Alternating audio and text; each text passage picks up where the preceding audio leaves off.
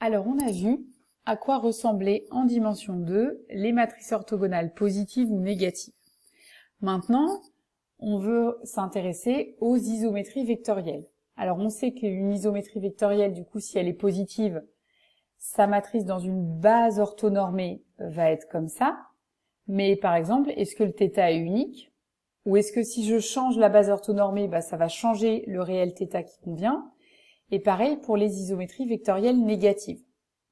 Donc ce qu'on va faire maintenant, c'est pour répondre à cette question, à savoir ce réel θ là qui permet de représenter une isométrie, eh bien est-ce qu'il est unique ou pas du tout? À quelles conditions il est unique? Voilà, on va se poser ce genre de questions. Et puis surtout, on a vu passer le mot rotation. On voit qu'il y a θ, on se demande peut-être que ça va enfin nous permettre de définir un angle, ou voilà, ce genre de choses.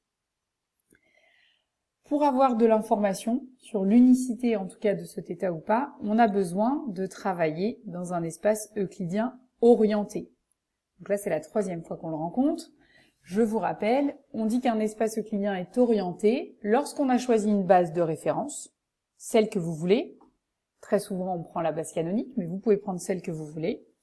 Toutes les bases directes, c'est celles dont le déterminant dans la base de référence est strictement positif, et toutes les bases dites indirectes, c'est celles dont le déterminant dans la base de référence est négatif.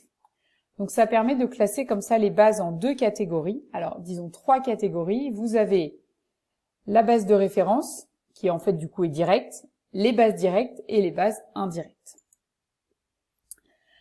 Donc voilà maintenant un moyen de représenter les isométries vectorielles. Donc on a E, un espace euclidien, F, une isométrie vectorielle de E. Alors E, c'est un plan euclidien parce qu'il est toujours de dimension 2. Si F est une isométrie positive, alors il existe un unique réel compris entre moins pi et pi, tel que dans toute base orthonormée directe, la matrice de F soit de cette forme-là.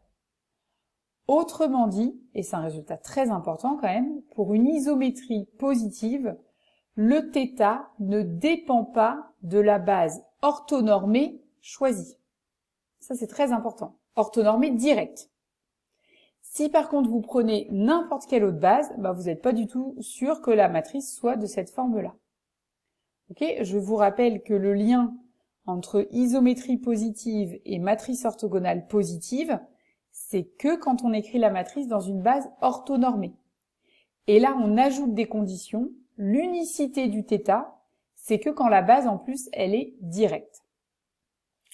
Pour les isométries négatives, pour toute base orthonormée, alors il existe un unique θ. Mais cette fois-là, dans le cas des isométries négatives, le θ dépend de la base choisie. C'est un résultat très important. On va démontrer ce théorème 17. Donc, on prend F une isométrie positive. On a vu que dans toute base orthonormée, sa matrice était de la forme Rθ pour un θ appartenant à R. Ce qu'on veut démontrer en plus dans le théorème 17, c'est que ce θ, en fait, ne dépend pas de la base orthonormée directe choisie. Donc, pour montrer que ça n'en dépend pas, on prend deux bases orthonormées directes B et B'. Dans la base B, on sait que la matrice, elle est de la forme Rθ pour un θ particulier. Dans la base B', on sait que la matrice, elle est de la forme Rθ' pour un θ' appartenant à R. Et nous, notre but, c'est de montrer que Rθ est égal à Rθ'. Autrement dit, la matrice de F ne dépend pas de la base orthonormée directe choisie. Alors, première relation qui existe entre ces deux matrices, puisqu'elles représentent le même endomorphisme, ce sont des matrices semblables.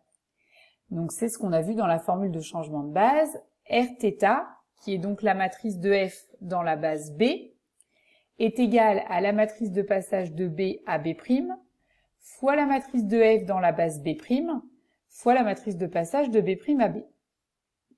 La matrice de passage de B à B', c'est l'inverse de la matrice de passage de B' à B, donc on retrouve cette formule-là connue pour les matrices semblables.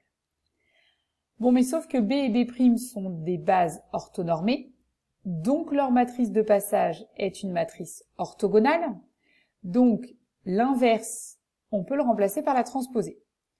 Donc on se retrouve avec transposée de la matrice de passage de B' à B fois Rθ' fois la matrice de passage de B' à B. Et puis ensuite, puisque B et B' sont des bases orthonormées directes, leur matrice de passage est une matrice orthogonale positive. Donc ces deux matrices appartiennent à SO2 de R. Sauf que dans SO2, je vous remets le cours, SO2, on a vu que c'était un groupe commutatif. Donc en fait, ces deux matrices ici, eh bien on peut les multiplier dans l'autre sens. Et donc, on obtient finalement que Rθ est égal à transposée de P fois Rθ'. Bon, mais transposée de P fois P, puisque P est une matrice orthogonale, ça vaut l'identité. Donc on obtient que Rθ est égal à Rθ'. Donc ça veut dire que cos θ égale cos θ', sin θ égale sin θ'. Donc du coup, θ et θ' sont égaux modulo 2π. Et c'est pour ça qu'on a bien l'unicité, dans l'énoncé là, du θ, tel que l'unicité en tout cas entre moins pi et pi. Donc pour une isométrie positive, le θ unique entre moins pi et pi ne dépend pas de la base orthonormée directe choisie. Ça, c'est très intéressant. Deuxième point, si f est une isométrie négative, on sait simplement que sa matrice est une matrice orthogonale négative, donc on sait simplement qu'elle est de la forme Sθ. Mais on n'a aucun résultat qui nous permet de donner des propriétés sur ce θ.